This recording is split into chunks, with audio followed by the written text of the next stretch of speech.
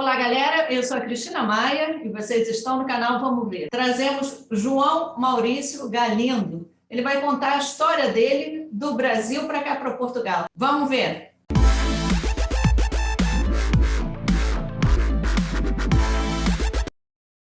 João Maurício, prazer em receber você aqui e vamos querer saber tudo sobre a vinda de vocês do Brasil para Portugal. Cristina, o prazer é meu. Te acompanhei muito, te acompanhei há muito tempo no seu canal. É um prazerzão estar falando com você. Muito obrigada. Olha, temos uma coincidência aí já de cara. Viemos do Brasil para Portugal em 2018. Eu cheguei em fevereiro. Vocês chegaram quando? Então, eu vim para cá no Natal de 2017, exatamente na noite de Natal. Fiquei algumas semanas, aluguei uma casa, voltei no comecinho de janeiro para São Paulo, e aí a minha mulher veio tomar posse da casa oficialmente justamente em fevereiro de 2018. Aí eu vim um pouco mais tarde, vim em maio. Eu fiquei lá arrumando algumas coisas, mas desde fevereiro a minha esposa já estava instalada aqui em nossa casa. Vocês pediram algum tipo de visto para virem para cá? Então, a história foi a seguinte: viemos eu, minha esposa e a irmã da minha esposa, minha cunhada, com o filho dela. Eu não precisei porque eu tenho passaporte italiano, mas a minha cunhada, ela não tem, né? Foi ela que descobriu o seu canal, mostrou o seu canal para mim, para minha mulher, e ela conseguiu o visto D7 seguindo todo o passo a passo que você ensinou. Ela conseguiu, foi muito importante para ela. Eu, olhando o seu canal, consegui, através das suas informações, trazer a minha cachorrinha, que foi uma coisa complicadíssima, né? Na época, se não fosse as suas informações sobre... Aqui você tem uma playlist sobre como trazer o cãozinho, né? Foi sensacional, porque o negócio era complicado. Eu não sei se está mais fácil hoje, mas era bem complicado. Naquele preparo todo, lá em 2017, as coisas eram bem mais fáceis do que hoje. Eu posso te afirmar, eu posso te afirmar isso em termos do nosso visto, que é o visto D7, e também do preparo clínico e dos documentos dos nossos animais. Naquela época, para você ver, eu consegui fazer a sorologia, que é para quem não está entendendo o que a gente está falando, é o passo a passo para preparar os seus animais de estimação para saírem do Brasil e entrarem aqui em Portugal. Eu consegui fazer o processo todo por conta própria. Eu tive que fazer por uma clínica, gastei um dinheirão. E eu lembro, quando eu comecei a ver seus vídeos, acho que você mesmo disse, olha, fecharam o CCZ. Foi naquela época. Ou seja, resumindo, quem vem para cá tem que ficar muito atento, porque realmente é um passo a passo que às vezes a gente perde oportunidades por errar um desses passos. E olha que nós estamos falando da mesma língua, hein?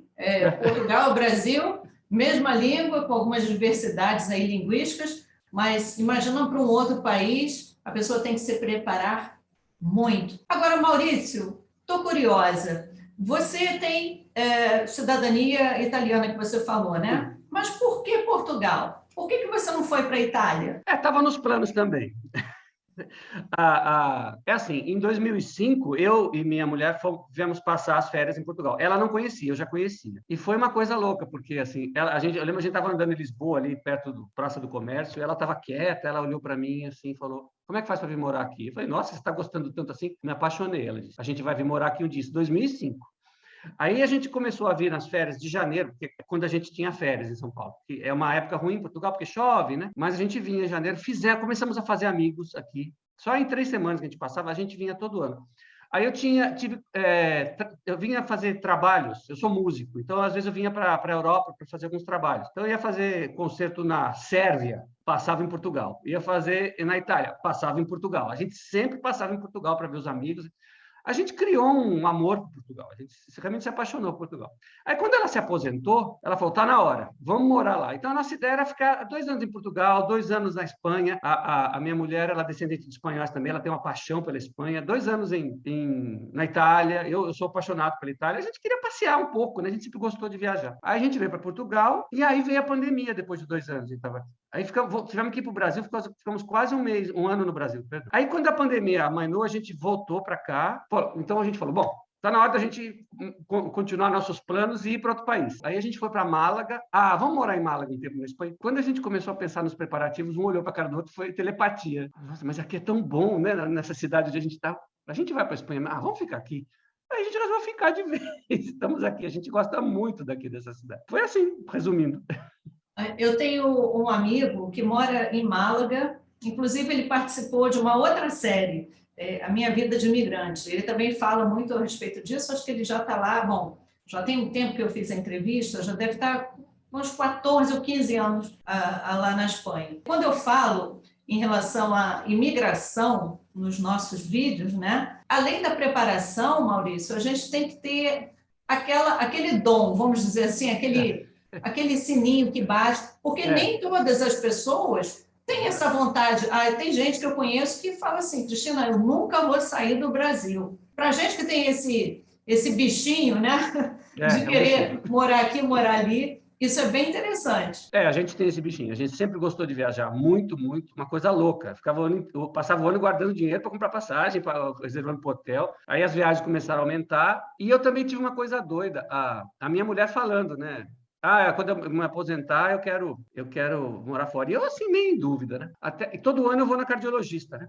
Graças a Deus não tive nenhum problema, mas eu pertenço a uma família que tem problemas cardíacos. Então, eu sempre fiquei esperto.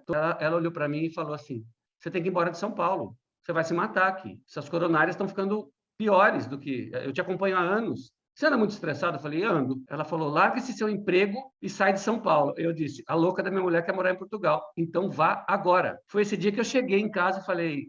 Minha mulher chama Silvana, né? Eu falei, Sil, a louca da doutora Valéria falou que eu tenho que ir embora de São Paulo. Ela falou, pronto, eu não te falei que estava escrito nas estrelas? Então a gente começou a mexer. E realmente, no ano seguinte, eu voltei na minha médica em São Paulo, fiz outra tomografia dos coronários, ela falou, João, regrediu tudo. Está uma maravilha, parabéns. E aí eu percebi o quanto eu estava estressado em São Paulo, Cristina.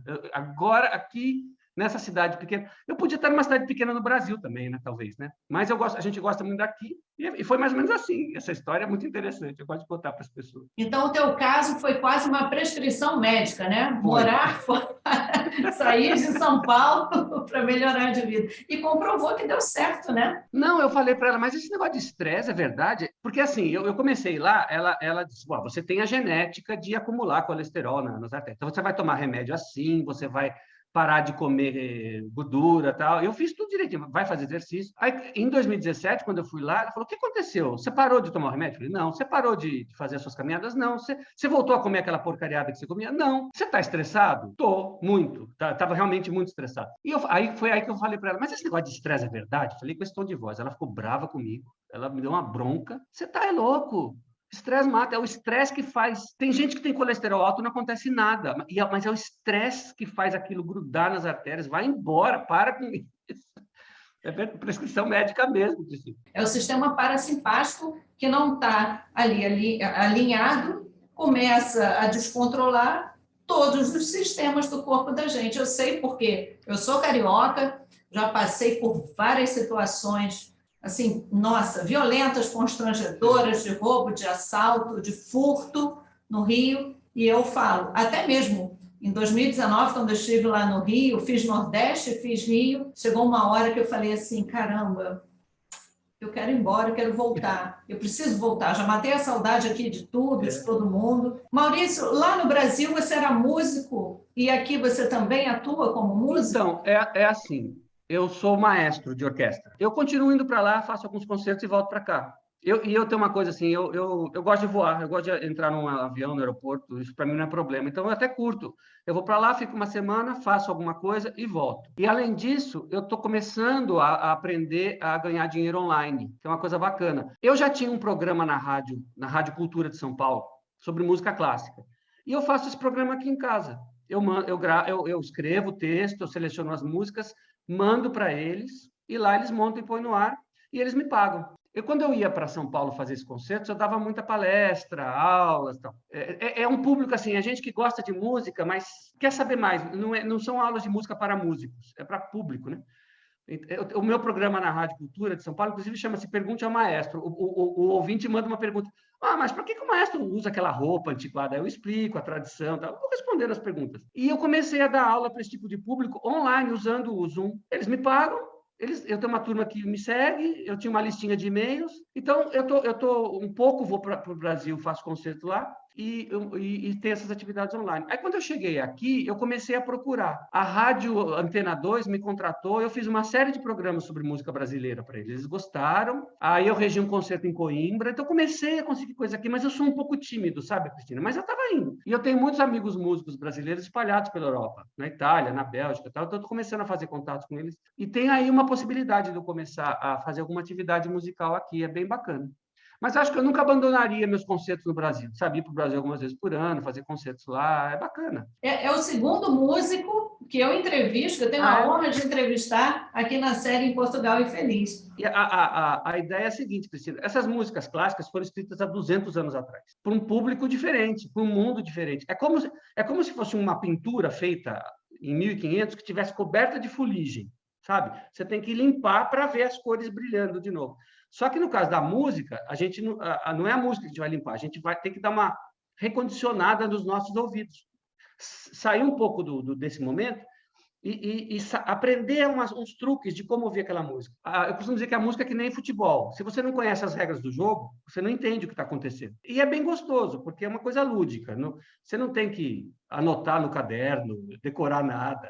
É ouvir música com alguém que é músico e conhece a linguagem. Então, quem quiser fazer contato com o Maurício, o link dele vai ficar aqui na descrição desse vídeo. Quem sabe você é como eu, uma pessoa que gosta de música erudita, também não entende nada e tem interesse, né? Vocês estão em que cidade aqui em Portugal? Em que distrito? Distrito do Porto, cidade de Vila do Conde. Ela fica ao norte do Porto, dá para ir de metrô, ou de metro, né? Como a gente fala aqui, né? Pega o metro, uns 40 minutos, chega em Vila do Conde. É uma cidade de praia, ela fica grudadinha com Póvoa de Varzim, mas elas são bem diferentes. Póvoa de Varzim tem prédios, é mais agitada. Vila do Conde é mais calma, né? Não tem prédios, são mais casinhas, arquitetura mais portuguesa mesmo. Mas então elas se complementam. Por exemplo, Póvoa de Varzim tem um cassino. Vem muito turista para cá no verão. Fica muito animado. E é aquela coisa que eu e a minha mulher gostamos muito, né? Aquelas tasquinhas, comer um peixinho, o vinho deles. A gente sai para almoçar, para gastar caro, a gente almoça com vinho e tudo por 10 euros aqui na frente do rio, olhando uma paisagem linda. É muito bonito. Aqui em Vila do Conde, o rio Ave se encontra com o mar. Nesse triângulo, eles construíram a cidade. A cidade é plana, para andar de bicicleta é uma delícia. Convido vocês a conhecerem Vila do Conde. É muito, muito gostoso. Muito gostoso. E fizemos muitos amigos aqui. É um povo muito divertido. É um povo muito divertido. O povo do Norte é engraçado, no bom sentido, né? Se alguém do Norte aqui me ouvir, não me entenda mal, é divertido, engraçado no sentido de divertido. A gente tem muitos amigos aqui. Para quem não sabe, existe aí alguma, vamos dizer assim, rixa entre o pessoal de Lisboa e o pessoal do Porto, assim como do Rio de Janeiro para São Paulo. Foi difícil se adaptar aqui? Para nós não foi, sabe, Cristina? Realmente não foi. Mas eu falo isso com muito respeito, porque eu sei que há pessoas que tiveram problemas de adaptação, né? Então, eu não posso dizer aqui assim, que para todo mundo, vai ser muito fácil você se adaptar. Nós somos, assim, a minha esposa é aposentada, então tem uma renda garantida, não é uma aposentadoria muito alta, como você sabe, no Brasil, e eu tenho essa minha renda que consigo fazer à distância. Então, a gente vive uma situação razoavelmente confortável, mas a gente sabe que quem vem para trabalhar é outra situação, mais difícil, né? Então, não podemos dizer que a adaptação é igual para todo mundo. Mas, no nosso caso, em particular, foi fácil. A gente fez amizade facilmente. Eu sempre fui muito bem atendido nas repartições públicas. Eu não tenho nenhuma queixa. Eu tenho uma história do NIF, quando eu fiz o NIF em Lisboa, que é inacreditável. O funcionário fez muito mais do que a obrigação dele para me atender. Ele falou, não, você tem que sair e fazer tal coisa. E aí você volta. Eu falei, mas quando eu voltar vai estar fechado. Ele, não, eu mando abrir a porta aqui das finanças para você. Eu falei, mas onde no Brasil que eu consigo entrar na Receita Federal depois que o expediente? É difícil. E o cara conseguiu abrir a porta e ficou comigo além do horário, né? Agora, eu tenho uma dicasinha para os brasileiros. Eu vejo que muitos brasileiros vêm para Portugal e reclamam que os portugueses são fechados, eles não são receptivos. Calma. Como todo europeu, eles são mais formais que a gente. Eles não estão habituados a conhecer uma pessoa nova que já vai dar tapinho nas costas deles, sabe?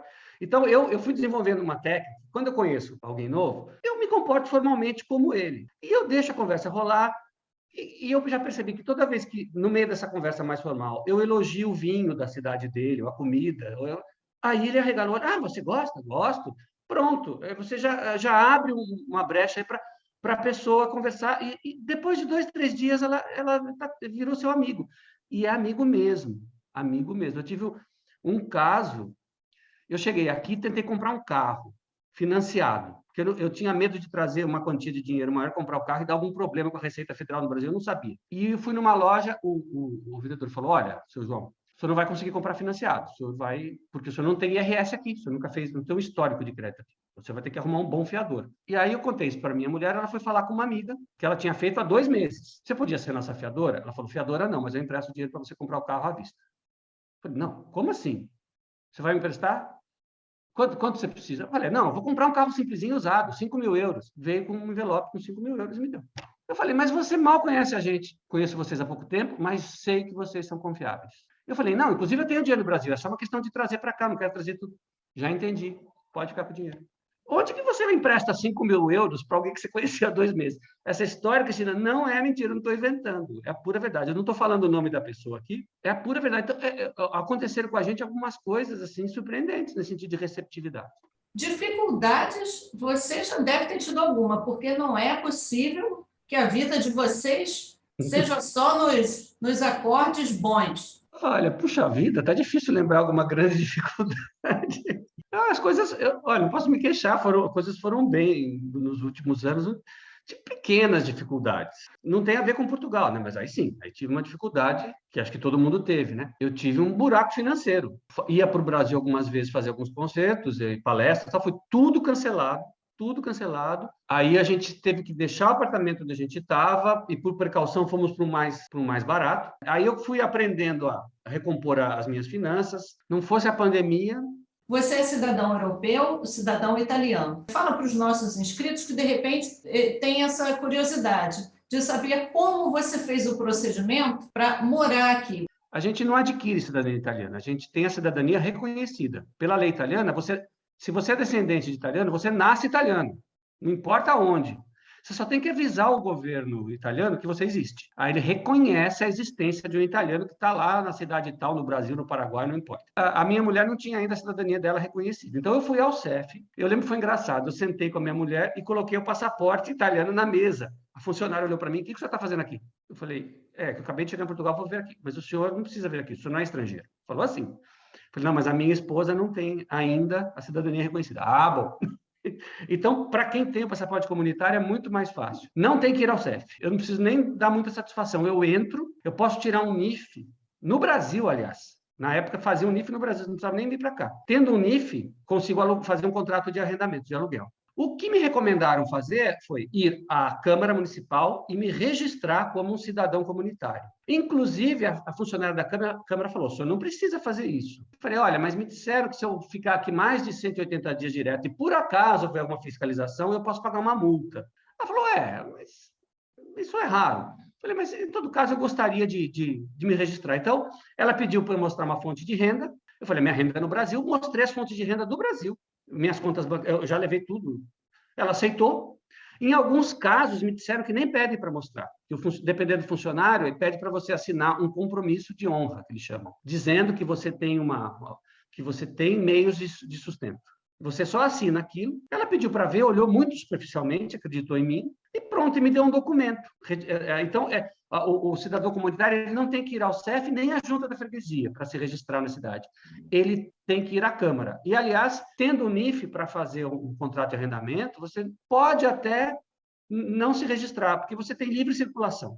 Todas as viagens que eu fiz no Brasil, eu saio daqui com o passaporte italiano, entro lá com o brasileiro, saio de lá com o brasileiro e entro aqui com o italiano. Quando eu entro aqui na Europa com o italiano, ninguém me pergunta absolutamente nada. Inclusive, eu passo naquela maquininha, no eletrônico. E eu perguntei lá no CEF como é que eu fazia para me registrar no Sistema Nacional de Saúde. Você vai no posto de saúde da sua cidade e se registra. E eu também perguntei a questão do cartão de cidadão. Ela falou, você não vai ter cartão de cidadão.